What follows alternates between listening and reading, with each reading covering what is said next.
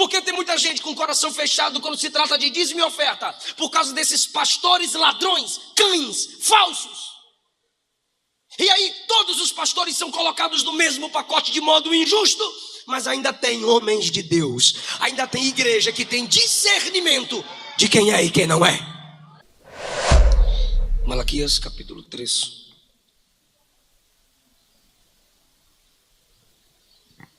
A partir do versículo 7.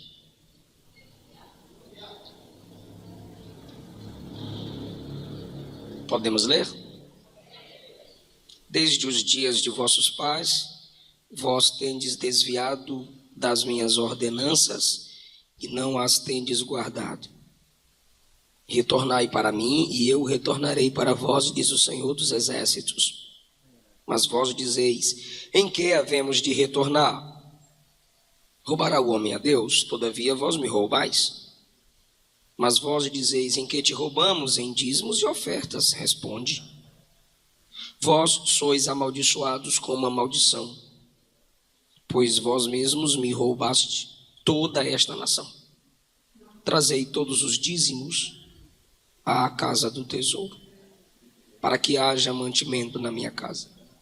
E provai-me agora com isto, diz o Senhor dos Exércitos, se eu não vos abrir as janelas do céu e derramar sobre vós uma bênção, que não haverá espaço suficiente para recebê-la. Eu vou repreender o devorador por causa de vós, e ele não destruirá os frutos da vossa terra, nem irá a vossa videira lançar o seu fruto no campo antes do tempo, diz o Senhor dos Exércitos. E todas as nações vos chamarão abençoados, ou felizes, depende da sua tradução. Pois vós sereis uma terra deleitosa, diz o Senhor dos Exércitos. Queridos, se você puder manter sua Bíblia aberta, é gratificante, faz parte do culto. Podeis assentar, por favor. Irmãos, eu quero tocar num assunto que é bíblico. Sendo bíblico, eu não tenho medo de falar. Às vezes, alguns me estabelecem como polêmico. E se quem fala a verdade bíblica pode ser estabelecido como polêmico, quem não fala, então, pode também ser estabelecido como covarde. A Bíblia é espada, irmão, ela tem que ferir. É fogo, ela tem que queimar. É pedra, ela tem que quebrar. E há efeitos com a pregação da palavra. Algo se torna polêmico quando dizem não há consenso sobre tal pensamento. Ok? Mas isso não nos impede de instruirmos segundo o que cremos, porque toda igreja tem o seu credo, toda igreja tem as suas resoluções. Cremos. Então, se você veio do mundo para o evangelho, eu acho que pelo perfil das mensagens que você escuta na igreja, você vai sabendo sobre no que a igreja crê. Ou, se você é alguém que veio de uma outra religião, de um outro sistema de culto, de administração eclesiástica, eu te aconselho a chamar a liderança da igreja, pedir o credo da igreja, saber o que a igreja crê. Isso é saudável. Tem gente em nosso meio querendo nos despentecostalizar porque vieram do calvinismo. Tem gente em nosso meio querendo que a gente guarde o sábado. Protocolo você não muda, você se adapta. Então, conhecendo o credo da igreja, ou seja, conhecendo o que cremos, fica melhor para sermos uma família. Amém?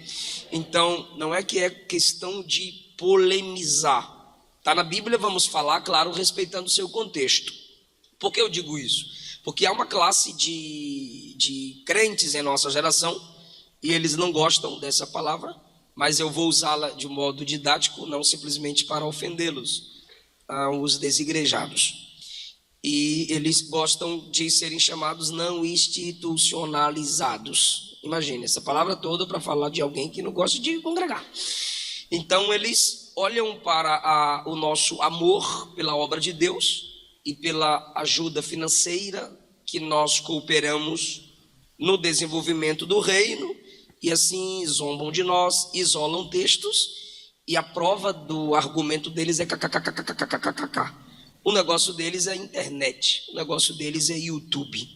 E você que está aqui num prédio que é local, e como é um prédio local, podemos chamá-lo de templo, porque templo evoca uma palavra sagrada. E é chamado de templo por evocar uma palavra sagrada, não porque as pedras são santas, não porque o banco é santo. Esse lugar pode ser chamado de templo e de sagrado pelo que se faz aqui. O que se faz aqui é para a glória de Deus. Essa tribuna não é santa porque ela é tribuna ou altar. Não, essa tribuna é santa pelo que se faz aqui. O que se faz santifica o ambiente em que é feito aquilo que o santifica. E esse ambiente é lugar de culto, é lugar onde Deus fala com o seu povo fala com ele. Por isso podemos chamá-lo de templo, que significa lugar dedicado, lugar separado. Então para eles você pode e deve cultuar em casa. Ok, eu posso e devo cultuar em casa, mas também eu posso e devo cultuar aqui. O fato de eu cultuar aqui não me isenta da responsabilidade de cultuar também em casa. Mas cultuar em casa não quer dizer que tua casa é mais santa do que isso aqui. Porque sempre houve o costume de nos reunirmos em um lugar para aquele propósito. Esses desigrejados falam muito contra dízimos, ofertas e pastores. E sabe quem dá audiência para eles? Sabe quem está inscrito no canal deles? Vocês. Nós. Porque ímpio não quer saber de problemas da igreja. Quem quer saber dos problemas da igreja somos nós. Somos nós que damos a visualização a eles, somos nós que damos os likes a ele, e assim os problemas e defeitos da igreja vão sendo divulgados, vão sendo multiplicados. Desse modo, muitos de nós paramos de ofertar e dizimar na casa de Deus por causa da teoria dos desigrejados. Porque eles foram feridos por neopentecostais.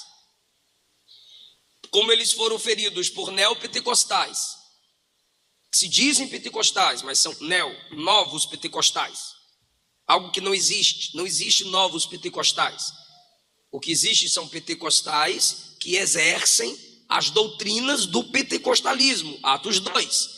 Nós somos pentecostais quando nós valorizamos as doutrinas bíblicas e cremos na contemporaneidade dos dons, que foi pregado desde Atos 2 para cá.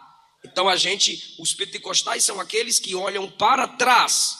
Os neopentecostais são aqueles que têm suas invencionices, dizendo crer no que a gente crê. Somos colocados na mesma panelinha desses. E aí esses ferem os princípios da palavra, acabam ferindo famílias, e esses que são feridos querem ferir toda a igreja.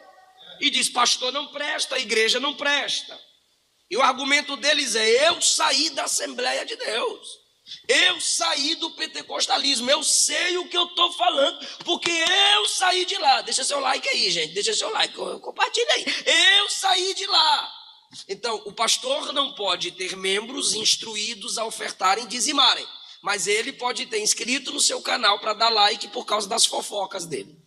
Segundo, ele pensa que o fato dele ter saído do meio de nós dá a ele credibilidade. Eu vim de lá, meu pai era pastor lá, eu fui obreiro lá, eu saí de lá, então escute eu, porque eu sei como é lá. Mas cada vez que você, bestalhado, diz que saiu do meio de nós para ter mais força de argumento, você só está mostrando, bobão, que você está dentro de 1 João 2. Saíram de nós porque não eram de nós. Ou seja, perdi a fé. Mentira, você nunca teve. Isso eu me refiro a desigrejados com a síndrome do Messias. Há desigrejados feridos, que se a gente visitá-los, abrir as escrituras, eles serão sarados. Mas aqueles que vêm de lá para cá, com seus argumentos pífios, pobres, medíocres, a gente também tem que falar daqui para lá. Se eles têm audácia para falar através da mentira, mais ousadia nós temos para falarmos através da verdade. É só abrirmos a Bíblia. Malaquias é um livro do debate. Todo capítulo tem debate. Deus fala, o povo fala. Deus fala, o povo fala. Deus fala, o povo fala. Deus exerce essa graça em ouvir o povo. Capítulo 3, Deus diz: eu vou me encontrar com vocês para juízo. Depois Deus diz: eu vou me encontrar com vocês para limpar a sujeira de vocês. Depois que eu limpar a sujeira de vocês, versículo 3, aí vocês me oferecerão oferta em justiça. Ou seja, tinha gente querendo cultuar, ofertar, mas a vida estava suja. Deus diz: primeiro eu limpo vocês, depois eu recebo a oferta de vocês. Versículo 4, então a oferta de Judá e de Jerusalém será agradável ao Senhor. Oferta de novo. Perceba que está falando de culto e de oferta, porque oferta, dízimo, dinheiro, glória a Deus, aleluia, amém, é parte do culto, é litúrgico. Mas primeiro Deus diz: eu vou purificar vocês e depois receberei o culto de vocês. Versículo de número 5, Deus diz que é contra aqueles que estavam entre o povo de Deus vivendo na prática do pecado. Versículo 6, Deus justifica seu argumento de que precisavam ser purificados para cultuar, dizendo: eu não mudo. Quer dizer, eu não soltei as rédeas da verdade. A mesma exigência que eu fiz antes, eu ainda faço. O que eu exigi ontem, eu exijo ainda hoje. Eu não mudo. Quando Deus diz eu não mudo, ele diz: por causa disso vocês não são destruídos. Se meu caráter fosse outro, eu destruiria vocês. Olha a paciência de Deus, versículo 7. Desde o dia dos dias de vossos pais, ou seja, a rebeldia é realidade, mas não é novidade. Vocês não começaram a se distanciar de mim agora. Ninguém cai de vez. Vocês estão num processo de rebelião. Vocês estão num processo de queda. Desde o dia de vossos pais, vocês têm se desviado das minhas ordenanças. Retornai para mim. Ou seja, há muito tempo vocês estão me deixando e eu não desisti de vocês. Voltem para mim. Retornai para mim e eu retornarei para vós. Mas vocês me perguntam: de onde, de que, em que havemos de retornar? É o que falamos ontem, a falta de sensibilidade. Eles não percebiam que estavam distantes das doutrinas divinas. Aí quando eles perguntam: de que vamos retornar? Vem a resposta: rouba o homem a Deus? A pergunta aqui é retórica, porque Jesus sempre se valeu de perguntas para chamar a atenção de seus ouvintes. Então o profeta Malaquias faz uma pergunta, alguém me ouve e diz amém. O profeta Malaquias faz uma pergunta para que eles reflitam no que responder. Quando eles refletem no que vão responder, aí Malaquias toca na ferida. Porque o reino de Deus não é simplesmente ordenança. Não. Crer é também pensar, escreveu John Stott. Então a gente precisa pensar, refletir, para não sermos dominados, mas instruídos. Quem proíbe demais é porque não tem conteúdo para ensinar, abrir as escrituras. Então entenda que não é uma proibição, é um debate, é um chamamento, é um convite, é uma explicação. Roubará, em que havemos de retornar? Aí o profeta pergunta: deixa eu fazer uma pergunta para vocês: alguém pode roubar a Deus? Quando eles vão dizer óbvio que não, aí o profeta diz: vocês estão roubando a Deus. Quando eles respondem que não, eles estão se colocando dentro do debate, dentro do assunto. Estão se colocando dentro, apesar de estarem negando. Aí o profeta diz: vocês estão roubando a Deus. E vocês vão perguntar para Deus, porque o profeta conhece o público para qual ele prega: em que te roubamos, ó Senhor? Perceba que é um diálogo, é um debate. Em que te roubamos? O profeta diz: nos dízimos e nas ofertas. E o resultado do roubo, o resultado de tirar, o resultado de não dar, o resultado de não contribuir, qual é o resultado? Versículo 9: sois amaldiçoados com uma maldição, pois vós mesmos me roubaste. Toda a nação aqui é todo o povo de Deus, que estava fazendo com que a obra de Deus não fosse sustentada com a contribuição deles. Então, não fazer pela obra é deixar de fazer por Deus. Fazer pela obra é demonstrar amor a Deus. Vocês estão me roubando, por isso há uma maldição sobre vós, ausência de bênçãos. A presença da maldição revela a ausência de bênçãos. 10. Deus mostra o erro e apresenta a solução. A solução é apresentada no 10. Trazei todos os dízimos. Olha que coisa linda, interessante, perfeita, completa, bíblica. Olha o estilo que o profeta prega. E é o estilo que eu demorei de desenvolver, mas eu aprendi, pastor. Olha o que o profeta diz. Ele dá a repreensão. Vocês estão roubando. Ele está repreendendo. Aí depois ele mostra o resultado do erro. Se ele está repreendendo, há um erro. Sois amaldiçoados. Ele poderia terminar a pregação aqui. E nós, pregadores pentecostais, às vezes cometemos esse erro. A gente repreende e diz: não faça isso. Porque, repreensão, não faça isso. Resultado, argumento para a repreensão. Porque se você fizer isso, vai para o inferno. Agradece a oportunidade. Eu sou profeta, eu falo mesmo. Acabou.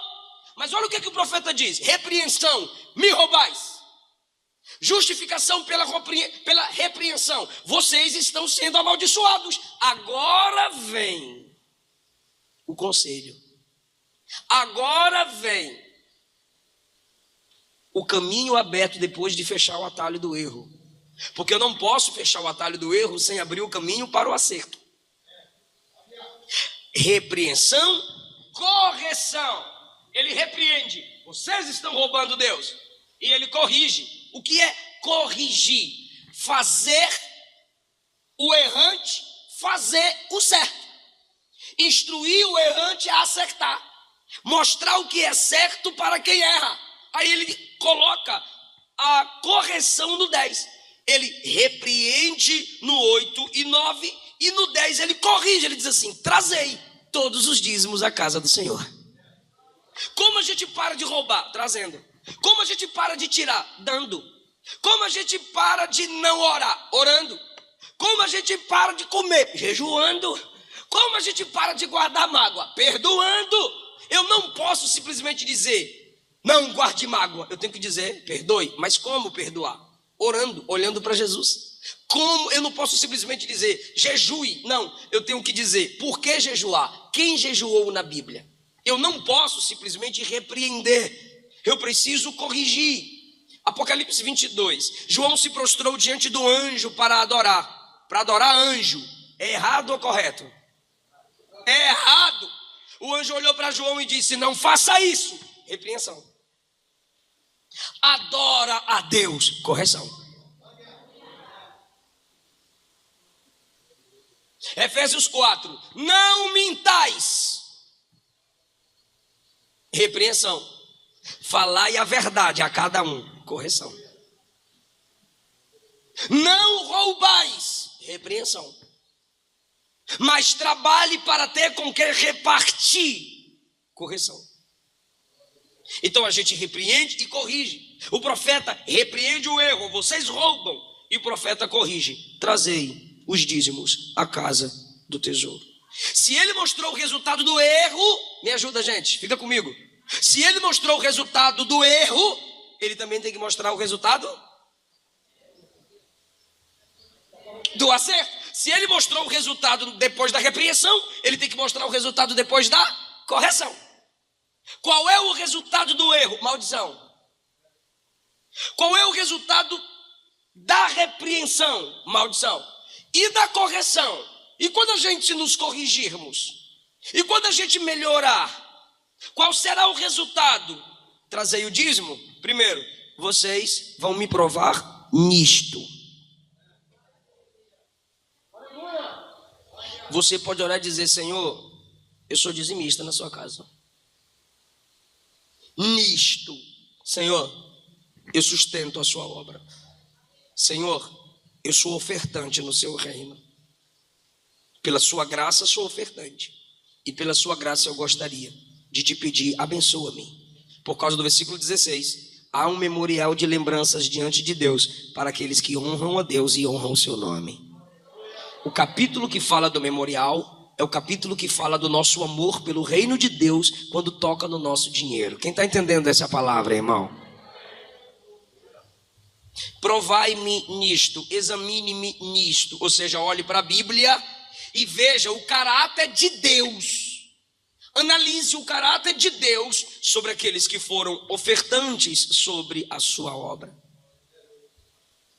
Você só pode prová-lo, examiná-lo, questioná-lo, pesquisar à luz da Bíblia, se ele não abrir as janelas do céu. Não é que pelo fato de você ser um contribuinte no reino de Deus, que você vai sair todo dia provando Deus. Não, se ele não abrir as janelas do céu, se ele não derramar sobre vós uma bênção, que não haverá espaço suficiente para recebê-la. Israel está sendo convocado a analisar os benefícios de serem obedientes. Então, primeiro, vocês podem me provar. Segundo, versículo 11, eu vou abençoar vocês, pois as janelas do céu se abrirão e vocês serão abençoados. Terceiro, eu vou repreender o devorador. Quarto, todas as nações vos chamarão abençoados. Quantos dedos estão manifestados aqui? Vocês lembram quantas foram as consequências do erro? Vós sois amaldiçoados. Errou, uma consequência, maldição. Se tu não der glória, eu entrego o microfone. Não adianta acelerar também não, esperar a hora certa. O glória a Deus no meio pentecostal é entendi, entendeu? Então bora lá. No erro, uma consequência, qual é? Maldição. Mas no acerto, 4. Aleluia! Vale a pena obedecer esse Deus, irmão. Primeiro, eu vou te dar liberdade para me provar, você vai conhecer mais sobre mim. Segundo, eu vou derramar bênção tal que você não vai ter espaço para segurar. Terceiro, eu vou repreender o devorador. Quarto, as nações vão te chamar de abençoados. Vale a pena, irmão.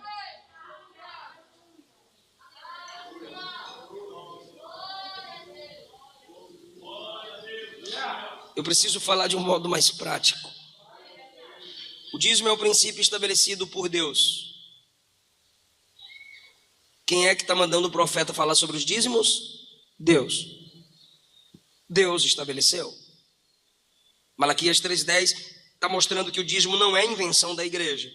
Foi um princípio estabelecido. Princípio, diga princípio. Ok. Foi um princípio estabelecido por Deus. Dízimo não é dar dinheiro à igreja. Dízimo faz parte da adoração. A nossa contribuição regular faz parte da nossa adoração. É só você ler o versículo 3. E assim poderão oferecer uma oferta em justiça. 4. Então a oferta será agradável. Aí depois diz, trazei todos os dízimos. O dízimo é ensinado em toda a Bíblia. Gênesis 14:20. Abraão pratica o exercício da devolução do dízimo ao sacerdote, que precisava manter a sua tenda. Se tem sacerdote, tem tabernáculo, tem tenda, Melquisedeque. E a tenda precisa de manutenção, tanto a tenda quanto o sacerdote. E primeiro é o sacerdote, depois a tenda. Princípio, do Antigo Testamento para cá. O dízimo é ratificado nos livros históricos, Neemias 12:44. O princípio da contribuição, dízimo e oferta também está nos livros poéticos, Provérbios 3. Está nos livros proféticos, como a gente viu, Malaquias 3. E a contribuição regular está também em Mateus 23:23, falada por Jesus. E Hebreus capítulo 7, versículo 8. Então isso mostra que o dízimo é mais do que uma questão financeira. É espiritual, porque são princípios bíblicos. O meu bolso revela o meu coração. Em segundo lugar, o dízimo é santo ao Senhor. Quer dizer que é uma contribuição separada. É uma contribuição diferenciada. O fato de você dar esmolas, dar uma sopa, dar um frango, dar uma comida, um casaco, não quer dizer que você é um contribuinte fiel no reino de Deus. Levítico 27:32, Bíblia, palavra de Deus. diz que o exercício do dízimo era santo ao Senhor, ou seja, é algo para a glória de Deus. Terceiro, já passei por aqui na introdução, o dízimo faz parte do culto. Versículo 3, versículo 4, versículo 10. Fala da casa de Deus, da oferta em justiça e da adoração. É parte da liturgia do nosso culto. É assim que cremos, à luz da palavra. Quarto lugar, o dízimo é para o sustento na casa de Deus. Os filhos de Levi, a eles foram dados os dízimos. Números 18, 21. Quem são os filhos de Levi no Antigo Testamento? O sacerdócio, os ministros. Fique em paz que daqui a pouco eu vou para o Novo Testamento. Fica pensando que é mais fácil. Se no judaísmo os adoradores traziam mais de 10% de tudo que recebiam para a manutenção da casa de Deus, leia Deuteronômio 14 e você vai ver que o dízimo passou não a ser dado apenas a levitas, mas a vários. Leia, a várias classes de pessoas que estavam envolvidas no reino de Deus. Por que eu faço questão de frisar envolvidas no reino de Deus, ali entre o povo de Deus? Porque as pessoas pensam que a contribuição eclesiástica é para primeiro ir ao cuidado de ímpios, e não é. Primeiro é o cuidado na igreja, aos irmãos, na obra de Deus, na estrutura onde se compõe o corpo de Cristo. Por último era o estrangeiro, sacerdote, levitas, a viúva, o órfão, no meio do povo de Deus.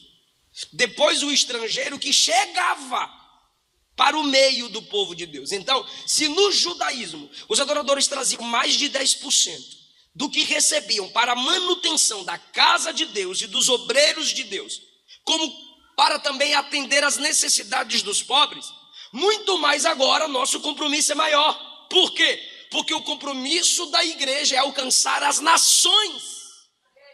O judaísmo era local, mas o compromisso da igreja, Mateus 28 e Atos 1, Jerusalém, Judéia, Samaria e até os confins da terra. Há missionários lá do outro lado, que por causa do meu dízimo, da minha oferta, estão ganhando almas para o reino de Deus. Porém, como eu introduzi, falando daqueles que apresentam seus argumentos, criticando a igreja, batendo na igreja, desfazendo de pastores, eles pensam que tem argumentos teológicos. E a primeira justificativa, e eu quero deter-me nela, para não alongarmos demais a mensagem. Eu queria tanto que você prestasse bem atenção nessa mensagem, porque Deus quer te abençoar financeiramente, Deus quer te abençoar no reino material, mas princípios precisam serem exercidos. E uma das piores justificativas é a justifica teológica. Por que eu chamo de justifica teológica? Porque eles usam a Bíblia. Então eles dizem, o dízimo é da lei. Sim, é da lei. E o que tem? A lei está na Bíblia. Mas também é antes da lei. Porque no tempo de Abraão não tinha lei, Abraão dizimou, Jacó dizimou. E também depois da lei, Mateus 23, 23. Jesus ensinou sobre o dízimo, justiça, misericórdia e fé. Jesus ratificou. Jesus não mandou parar de dar. Jesus eleva. Por que Jesus eleva? Jesus, irmão, eu vou passar a tratar do Novo Testamento agora, mas eu preciso que você não esqueça de Malaquias 3. Como eu já disse, é princípio. E nenhum outro princípio pode quebrar o antigo princípio. Então, Mateus 23, 23, Jesus fala no mesmo texto, dízimo, justiça, misericórdia e fé. É pedagógico isso, eu sei que é chato, mas é pedagógico. Vem após mim, dízimo, justiça, misericórdia e fé. Tudo no mesmo versículo quando Jesus diz, deem, continue dando. Ok, lembra de Malaquias 3? Versículo 3, eu vou purificar vocês. Eu vou tirar as impurezas como o ourives tira da prata. Para que vocês possam me oferecer oferta em justiça. Versículo de número 4. Então a oferta de Judá e de Jerusalém será agradável ao Senhor. Jesus, ratificando o princípio, está dizendo: Mantenham-se justos, misericordiosos e fiéis, para que a contribuição em dízimo e oferta seja aceita. Não adianta você querer prova de Deus em dízimo e oferta se você não pratica o exercício da justiça, da misericórdia e da fé. É aqui que às vezes a gente erra. Então não adianta essa justificativa teológica que é só do Antigo Testamento, pois Jesus elevou a prática da contribuição no reino. Não pode apenas dar, o coração tem que estar junto à justiça, misericórdia, fé. Eu pergunto para os irmãos, os mandamentos, eu estou perguntando, os mandamentos foram estabelecidos onde? No Antigo ou no Novo Testamento? Então bora sair matando. Bora matar. Por quê? Porque o não matarás está lá em Êxodo 20. Bora sair adulterando. Porque não adulterarás está lá em Êxodo 20. Bora sair roubando. Porque não roubarás está lá em Êxodo 20. Vamos desonrar pai e mãe. Porque está lá em Êxodo 20. A instituição do casamento está onde? Antigo Testamento ou Novo Testamento? Lá em Gênesis 2. Então não case. Não case, larga sua mulher. Larga seu marido. E fica solteiro para a vida toda. Titio fica para titia, fica para titio. Por quê? Porque foi no Antigo Testamento que foi estabelecido o casamento. O culto foi estabelecido lá no Antigo Testamento. Não vamos cultuar. Não vamos nos reunir. Por quê? Porque é no Antigo Testamento. Instrumento, o senhor pode parar de tocar teclado. Por quê? Porque foi lá em Crônicas, Davi, lá em Gênesis 4 e 5. Os instrumentos já foram estabelecidos para serem tocados no culto ao Senhor, mas é do Antigo Testamento, então para. O versículo mais famoso que todo mundo gosta: o Senhor é meu pastor e nada faltará para eu. Antigo Testamento, esqueça. Não temas porque eu sou contigo. Antigo Testamento, esquece, vaza. Você está vendo como a gente é selecionável? Seletivo? Vamos praticar, cultuar, usar, postar só aquilo que a gente gosta. Agora quando mexe no bolso, aí o cabra fica encapetado. Ele endemonia o capeta.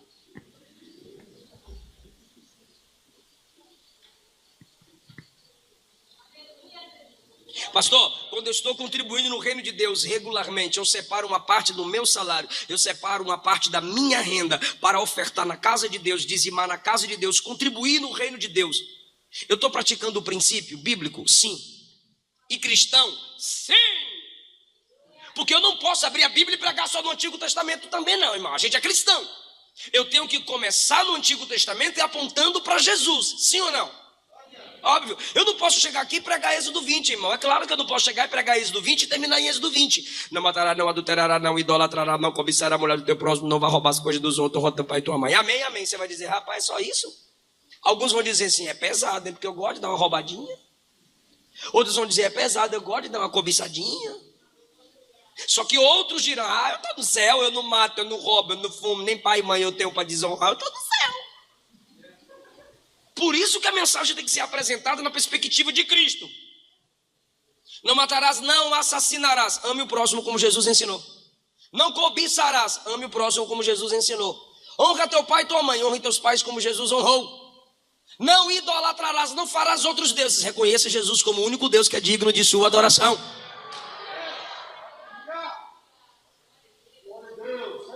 Pastor, mas eu não consigo fazer isso aí. Pela graça sois salvos. Isso não vem de vós, é dom de Deus. É Jesus que vai te capacitar a praticar o que Ele te ordena. Essa é a mensagem cristocêntrica. Então vamos falar das nossas contribuições. Porque eu vim aqui falar de dinheiro, irmão. Não me xinga não. E quem está ao vivo aí, fala bobagem aí que depois eu te respondo. Fala. Olha só, Mateus 6,19. Jesus disse, não ajunteis tesouros na terra, onde a traça e a ferrugem tudo consumem, onde os ladrões minam e roubam. 20. Mas ajuntai para vós tesouros no céu. Lá a traça nem a ferrugem consome, nem ladrão rouba. 21 de Mateus 6. Pois onde estiver o vosso tesouro, ali estará o vosso coração. Pastor, o que é não juntar tesouro na terra? Não juntar tesouro na terra é você viver ansioso, pois Mateus 6 trata da ansiedade. Não junte tesouro na terra com ansiedade, com o medo do futuro. Mas projete o seu futuro acumulando tesouro no céu. E como é que eu acumulo tesouro no céu? Fazendo aquilo que o céu honra, que o céu vê. Eu sustento missionário, ninguém aqui sabe, mas ninguém sabe qual missionário eu sustento, mas eu sustento missionário. Eu ajudo casas de recuperação. Ninguém aqui sabe, você nunca me viu na mídia pedindo dinheiro para casa de recuperação. Mas o céu está vendo. Quantos rapazes saem das drogas, saem da rua, e como os missionários são sustentados para continuarem no reino fazendo a obra missionária. Isso é juntar tesouro no céu. O céu está vendo. Ninguém está vendo aqui. Não vai ter juro para a minha conta aqui. Mas o céu está vendo. Acumule tesouro no céu. Se depender de você, ali são congregações, né, gente? São, não são? Vila Amancio, Colônia Penal, Templo Sede, São Miguel, Vila Otília, Piratini, Portos. Piratini, Portos. Andriotti. Deve ser alemão, espanhol, esses nomes. Lindos Aires. Olha que bonito. Acácias. Essa madeira era uma benção. E Santo Antônio. Se depender da sua contribuição, diz uma oferta. Tá bom, né? Ah, tá bom. Tá bom de igreja, chega.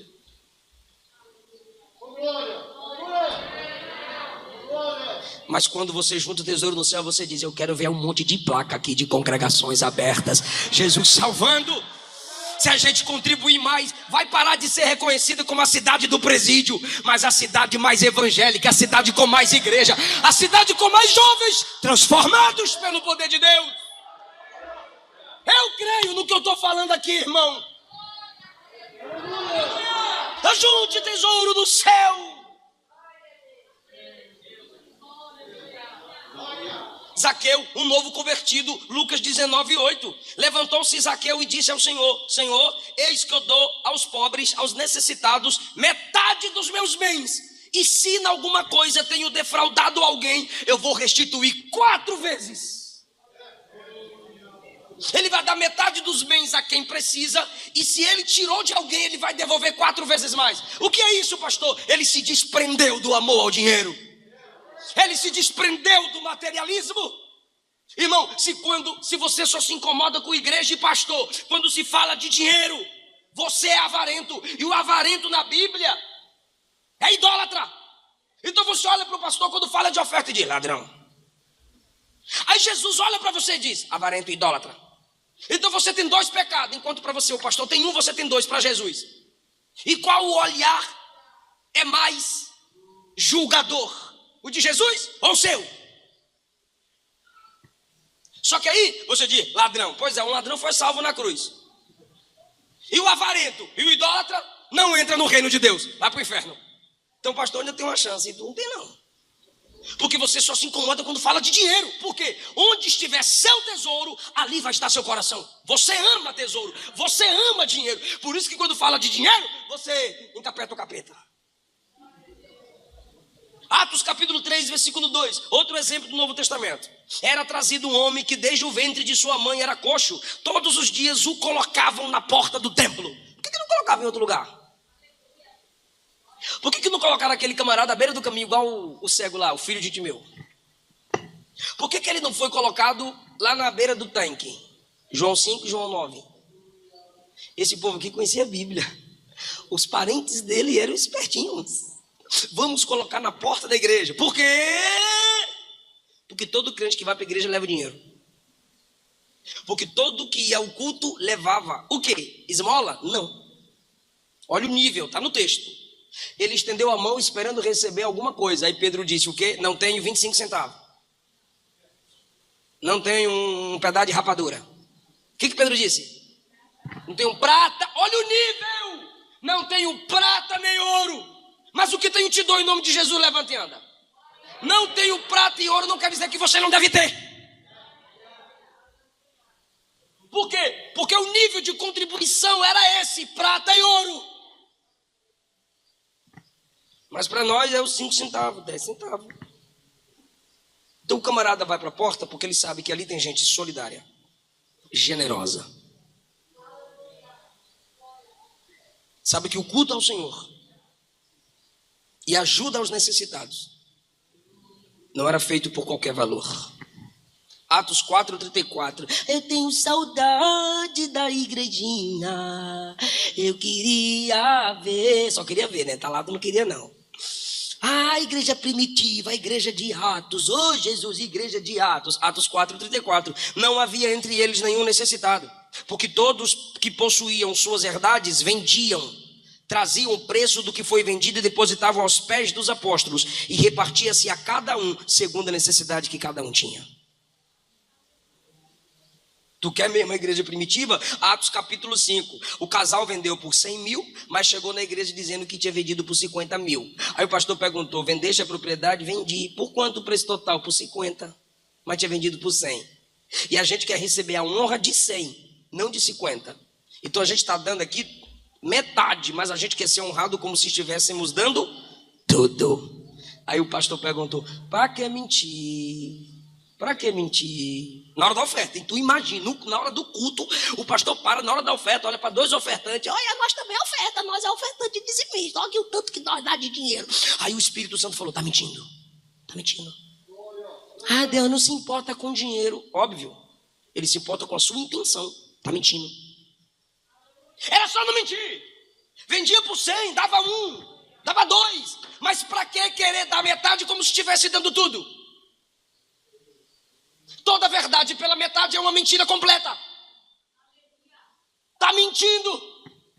Por que vocês mentiram? Mas nem mais nem menos. Está aí o juízo de Deus. Morreu. Sabe o que falou para Pedro que eles estavam mentindo? O Espírito Santo. 3 horas depois vem a irmã. A irmã teve 3 horas para se arrepender e não se arrependeu. É claro que ela ouviu falar, sei lá, que o marido morreu. Não tinha um WhatsApp, mas já tinha fofoqueiro. 3 horas depois ela chega e ela tem a chance. Vendeste a propriedade por quanto? Ele falou que meu marido falou. Combinado. Vai morrer também. Tchau. Puf. Sabe o que matou? Consolador, não sai daqui. Sabe o que matou? A pombinha branca. Tem uma pombinha branca voando nesse lugar. Foi a pombinha que matou. Que ótimo, na hora da oferta. Por quê? Porque mentiu. Não quer dar, não dê, mas não diga que não tem.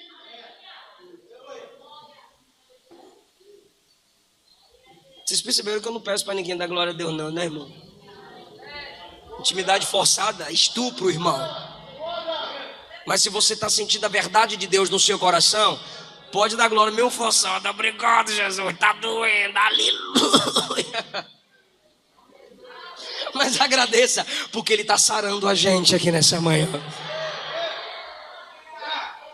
Quem contribui com o reino de Deus está feliz. Opa, estou no céu, estou voando, aleluia. Olha, tem bênção para mim. E quem não contribui? Eita, glória, é verdade, né? Olha, Deus falando. Isso é maravilhoso. Como que a palavra nos ensina. 1 Coríntios, 1 de Paulo aos Coríntios, capítulo 9, versículo 13. Olha o que Paulo diz: não sabeis vós que os que administram o que é sagrado comem do que é do templo? Ele está falando dos obreiros. E os que de contínuo, ou seja, sempre estão junto ao altar, participam das coisas do altar. 1 Coríntios 9, 14 agora. Assim ordenou o Senhor aos que anunciam o evangelho, que vivam, sobrevivam, tirem seu sustento do evangelho. 1 Timóteo 5,17. 1 Timóteo 5,17. Os presbíteros que governam bem sejam estimados por dignos de duplo honorário, que é uma palavra para salário, mas a sua tradução pode estar assim, ó, por duplicada honra, porque o salário do pastor da igreja é honra. principalmente os que trabalham na palavra e na doutrina. Os mestres nas igrejas, Paulo está dizendo, precisam ser honrados, ofertados. Porque diz a Escritura, não fecharás a boca do boi que trabalha. Quando lá no Antigo Testamento as pessoas estavam pensando que Moisés estava falando do boi, Paulo pega o exemplo do boi que trabalha, que tem que comer, e diz assim, digno é o obreiro do seu salário. Assim como o boi era digno de se alimentar enquanto trabalhava, o obreiro é digno do seu salário. Eu sei que muita gente não gosta, mas fala comigo, digno. Sabe o que significa a palavra digno, irmão? Merecedor. Quem? Está aí as características no 17. Aquele que governa bem, aquele que trabalha na palavra e na doutrina. É um bom administrador. Prega a palavra e vive a doutrina.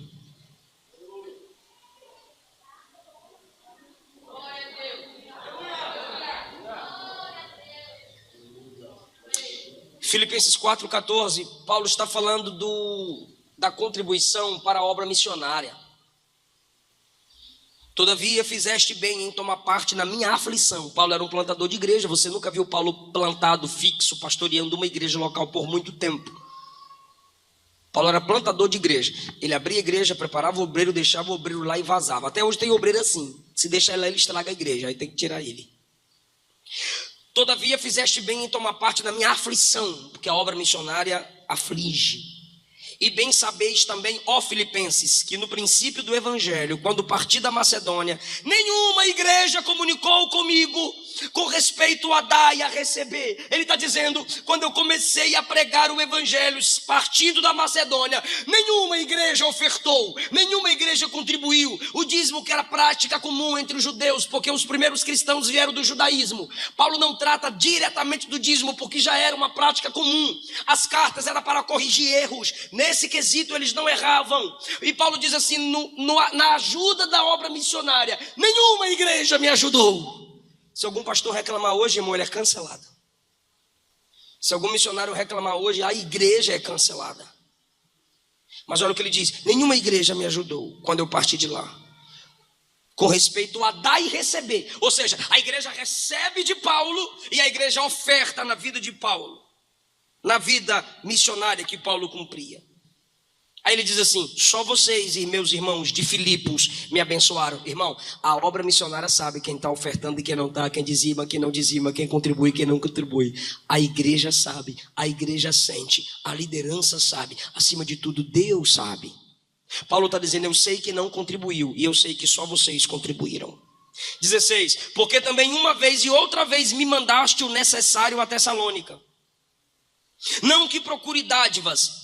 Ele está dizendo assim, eu não estou falando isso aqui para receber mais. Olha o que ele está dizendo. Mas eu procuro o fruto que cresça para a vossa conta. Diga aleluia, irmão. Eu não estou procurando mais, receber mais de vocês. Eu estou procurando, eu estou desejando é que o fruto cresça na conta de vocês. Ele está dizendo, vai voltar para vocês o fruto da semente que vocês deram na minha obra. Vocês me deram semente, vocês vão receber frutos. Onde? Na vossa conta. Meu Deus, que coisa linda. 18. Tenho recebido bastante e tenho abundância. Eu já vi, irmão, a igreja pedindo oferta, o pastor liderando a oferta dizendo, chega, já alcançamos, já ultrapassou, não precisa mais. E os irmãos, eu quero dar. Ok, mas já cumprimos a meta. Aconteceu com Moisés, aconteceu com Davi e aconteceu com Paulo. Esse é o princípio do reino de Deus, irmão. Bastante tenho recebido e tenho abundância. 18. Cheio estou, abastecido estou, depois que recebi de Epafrodito o que da vossa parte me foi enviado. Como? Como cheiro suave e sacrifício agradável e aprazível a Deus. Olha o que Paulo está dizendo. A oferta missionária, as contribuições missionárias, dízimos, ofertas que são implantadas no reino de Deus, sobem para Deus como sacrifício suave. Agora que você toma posse dessa palavra, versículo 19. Resultado, o meu Deus, segundo suas riquezas, suprirá. Levanta a mão, irmão, levanta a mão. Suprirá todas as vossas necessidades. Vale a pena investir no reino de Deus, irmão.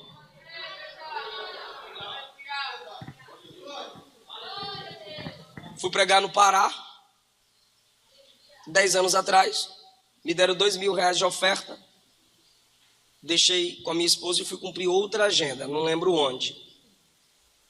A minha esposa separou R$200, foi para o círculo de oração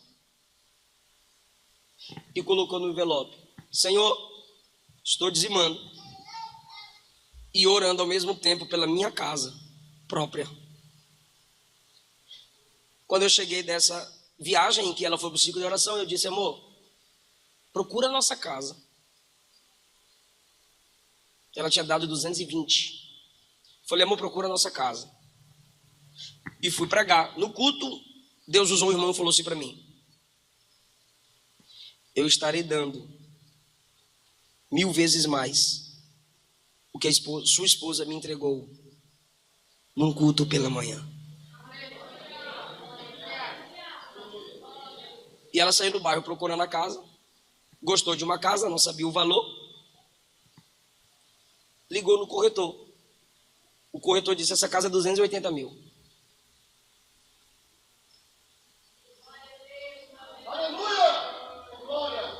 Mas hoje nós decidimos baixar o preço dessa casa para 220 mil.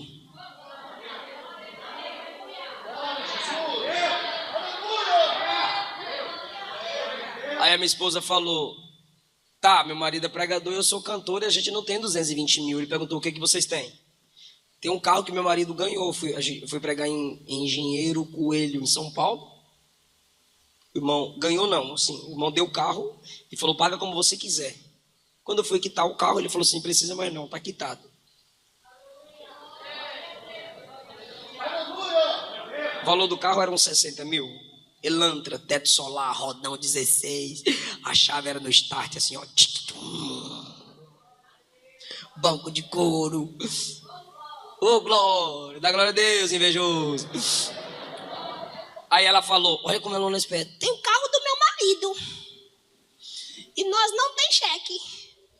O cara pegou o carro e falou assim: paga a casa como vocês quiserem.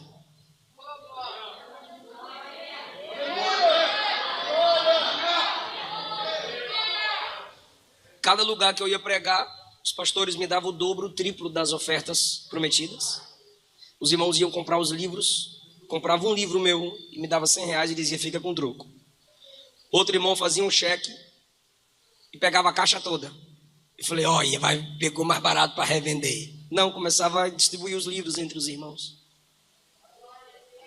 É o fruto que aumenta para a vossa conta. E o meu Deus, segundo as suas riquezas, suprirá todas as vossas necessidades. Eu não sou melhor do que você, não sou. O nosso Deus é o mesmo Deus. Irmãos, eu tenho 30 anos e eu sustento a minha família. Eu não pago aluguel. Eu não tenho necessidade de pagar parcela de carro. Eu sou co-pastor numa igreja.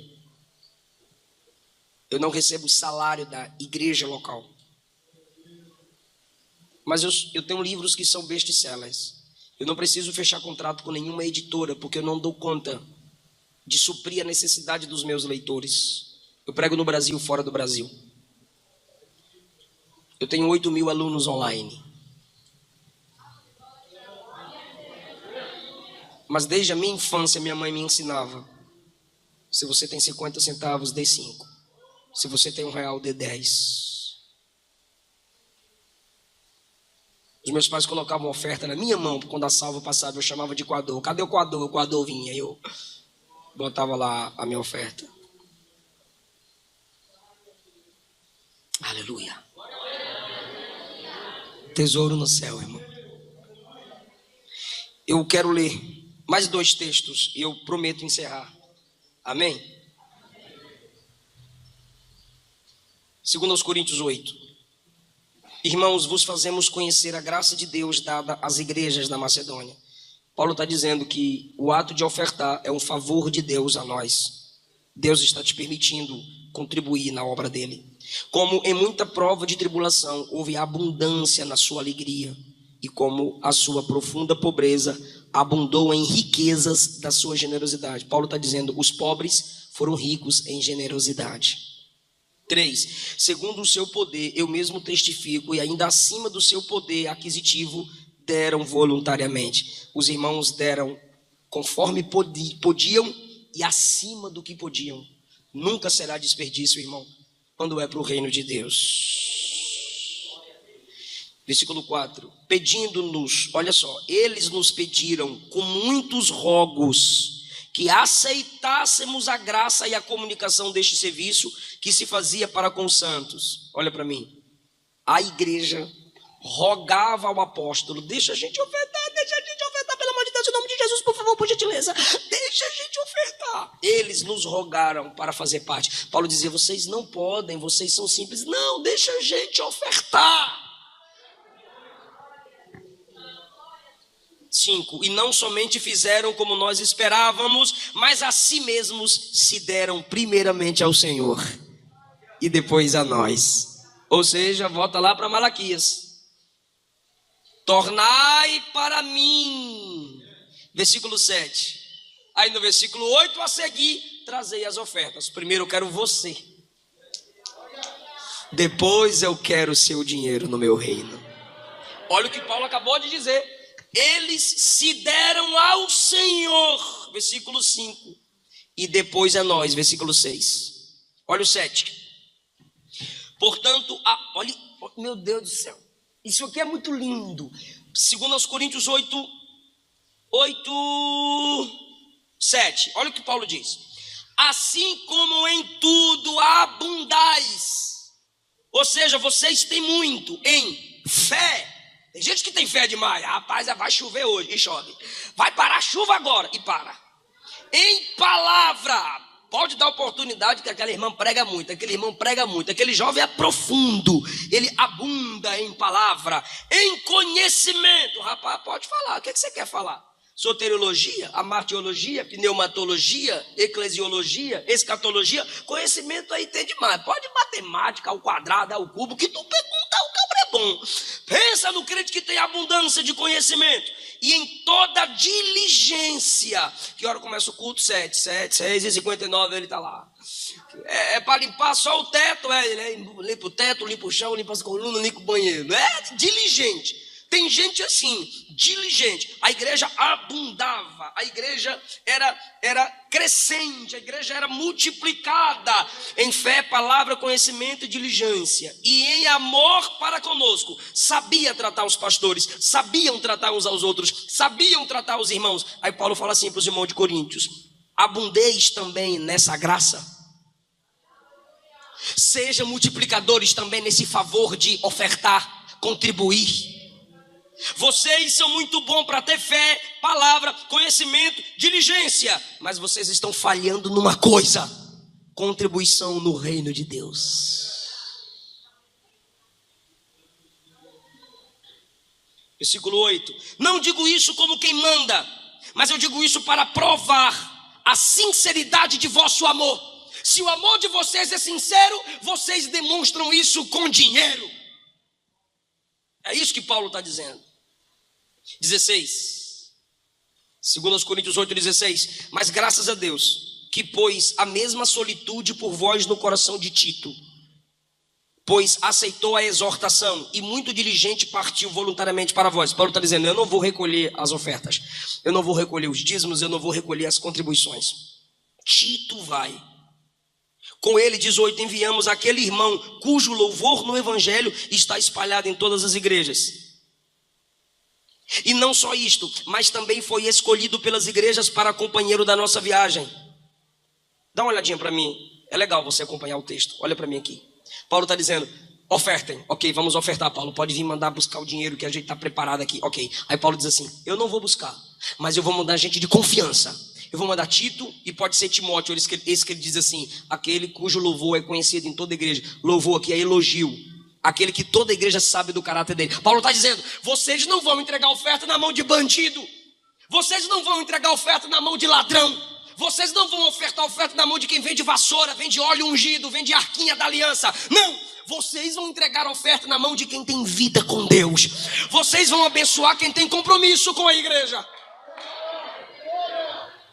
Olha o 19. E não só isto, ele foi escolhido pelas igrejas para companheiro da nossa viagem nessa graça. Que graça? Da oferta, que por nós é ministrada para a glória do nome do Senhor. Ele está dizendo assim: a igreja confia em quem está pedindo a oferta. Porque tem muita gente com o coração fechado quando se trata de dízimo e oferta, por causa desses pastores ladrões, cães, falsos. E aí todos os pastores são colocados no mesmo pacote de modo injusto. Mas ainda tem homens de Deus, ainda tem igreja que tem discernimento de quem é e quem não é. Evitando isso, versículo 20, que alguém nos vitupere por esta abundância que por nós é ministrado. Paulo está dizendo: eu não vou para evitar falatórios, eu vou chegar aqui cheio de pacote, de moeda, de oferta, e o povo vai dizer: ah, pastor ladrão. Por que a gente não oferta mais no pé dos apóstolos, dos pastores? Por que os pastores não saem administrando em si mesmo a oferta? Mas tem o tesoureiro da igreja, tem o secretário, tem o primeiro, segundo, terceiro, tem os administradores que cooperam com isso. É o que Paulo está fazendo. Tem Tito e tem Timóteo para administrar a renda da igreja, para que ninguém nos vitupere, para que ninguém nos humilhe, nos envergonhe, nos calunie. Pois 21, pois procuramos o que é honesto, não só diante do Senhor, mas também diante dos homens. Honestidade com o dinheiro de Deus, honestidade com a obra de Deus, abre porta no coração daqueles que ofertam e dizimam na obra do Senhor. Então, quando eu na minha igreja não contribuo, eu estou dizendo ao meu pastor: eu não confio em ti. E isso vai gerar tristeza no coração da minha liderança. E Hebreus 13 diz que se meu pastor me lidera com tristeza, não vai ser bom para mim. Procuramos o que é honesto, não só diante do Senhor, mas também diante dos homens. Enviamos outro irmão, qual muitas vezes, em muitas coisas, já experimentamos ser diligente. Não é qualquer pessoa que administra o dinheiro na obra de Deus. Paulo diz assim: quem está indo já foi testado, já foi experimentado. Ele é diligente. E agora muito mais diligente ele será, por causa da confiança que vocês têm nele. 2 Coríntios 9, o último e eu encerro. 2 Coríntios 9, a partir do versículo 1. Quanto à administração que se faz a favor dos santos, irmão, guarda isso na sua cabeça. Paulo sempre fala da administração em favor dos santos. Administração, cooperação, contribuição. Administração, tem alguém que administra. A igreja ofertava, dizimava, contribuía. Paulo, Tito, Timóteo administravam para o benefício dos santos. Quanto à administração que se faz a favor dos santos ou a favor das igrejas, não necessita escrevermos. Paulo está dizendo: nem preciso mais dar explicação para vocês, porque bem sei a prontidão do vosso ânimo. Ou seja, eu sei que vocês são disponíveis a contribuir. Da qual me glorio de vós para com os macedônios. Ele está dizendo: eu elogio vocês, que vocês são ofertantes. Eu sei que a Acaia está pronta desde o ano passado, e o vosso zelo tem estimulado a muitos. Que coisa linda! A igreja da Acaia estava com a oferta acumulada, guardada para entregar. Eu lembro da minha avó juntando os dinheiro para chegar na ceia e dizimar. Ela vendia cocadinha, não sei como é que vocês chamam aqui na Bahia, geladinho, sacolé. Ela vendia e eu ficava na porta vendendo também, e ela guardava para chegar na ceia, dizimar e ofertar. Paulo está dizendo: a igreja está guardando. E o zelo de vocês estimula a muitos. Igrejas ofertantes, crentes ofertantes inspiram outros crentes a serem ofertantes. Versículo 4: a fim de, se acaso os macedônios vierem comigo e vos acharem desapercebidos, não nos envergonharmos nós, para não dizermos vós, deste firme fundamento de glória. Eu preciso explicar isso aqui. Olha o que ele diz: a Caia já está preparada, mas quando os irmãos que fazerem a coleta chegarem aqui e vocês não tiverem dinheiro separado para ofertar, isso será uma vergonha para vocês. pois só vocês de todas as igrejas não vão estar participando deste firme fundamento de glória. Olha o que é a contribuição no reino de Deus para Paulo: firme fundamento de glória. Ou seja, firme fundamento é algo que ninguém vai remover. A contribuição na obra de Deus não pode parar. É firme fundamento de glória. Ou seja, é um fundamento de honra que louva a Deus. Queridos, eu não estou pregando aqui simplesmente o que eu quero pregar. Primeiro, eu estou honrando o texto do tema de vocês, Malaquias 3. Segundo, eu estou pregando o que Deus colocou no meu coração para falar. Eu não faço parte desse grupo de pregadores que são mendigos de glória a Deus, aleluia, fogo e poder. Você sentado, recebendo a palavra, se alimentando da palavra, me alegra muito, muito, muito. Saber que Deus está falando com um povo que ainda quer ouvir. Firme fundamento de glória.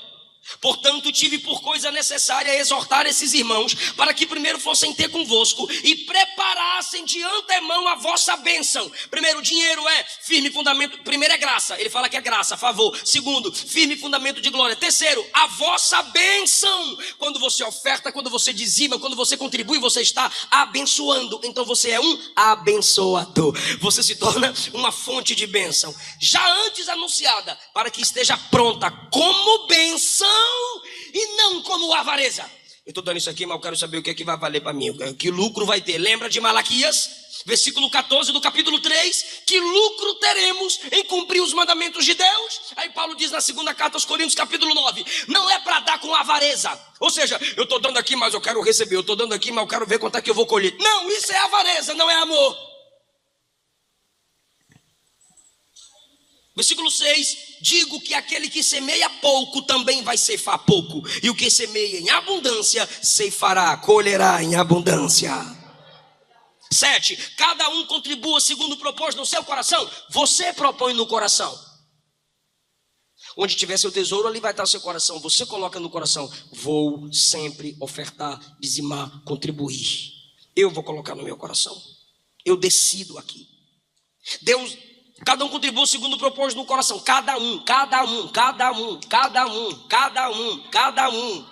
A congregação tal dá 20, a congregação tal dá 30. Não, cada um na congregação, cada um no reino, cada um na igreja, contribua segundo propôs no coração. Por quê? Porque Deus ama ao que dá com alegria. Aí vem, irmão, o resultado. Versículo 8, ele é poderoso para fazer multiplicar em vós toda a graça, a fim de que, tendo sempre em tudo toda a suficiência, vocês vão se multiplicar em toda boa obra. Olha a promessa no 10, aquele que dá semente ao que semeia, também dá pão para comer, e ele multiplica a vossa sementeira, e aumente os frutos da vossa justiça. 12, e eu encerro. Porque a administração deste serviço não só supre a necessidade dos santos, mas também é abundante em muitas graças que se dão a Deus. Olha para mim. O que significa abundante em muitas graças que se dão a Deus? Paulo está dizendo: quando vocês me entregam uma oferta aqui, olha para mim rapidinho. Quando vocês me entregam uma oferta aqui, eu consigo fazer a obra ali. Aí quando eu acabei de fazer a obra ali, olha só. Vocês me entregaram a oferta aqui, vocês não puderam vir, mas ofertaram. Eu fiz a obra ali. E aqueles que foram alcançados pela obra que eu fiz ali, porque vocês me ajudaram aqui, eles vão dar glória a Deus. Aí Paulo diz assim, ó, a oferta que vocês dão, glorificam a Deus. É abundante nas graças que se dão a Deus. Versículo 13, a prova desta administração glorifica a Deus pela submissão que confessais quanto ao evangelho. Irmão, submissão ao evangelho. Por que eu dizimo? Por que eu oferto? Por que a gente contribui no reino de Deus? Porque nós somos submissos ao evangelho. O que é ser submisso ao evangelho? A gente está dizendo, o evangelho está acima de mim. Glória a Deus. O que eu estou fazendo não é por mim, é pelo evangelho. O que eu estou fazendo não é só pela minha igreja, é pelo evangelho. O que eu estou fazendo não é simplesmente pela minha família, é pelo Evangelho.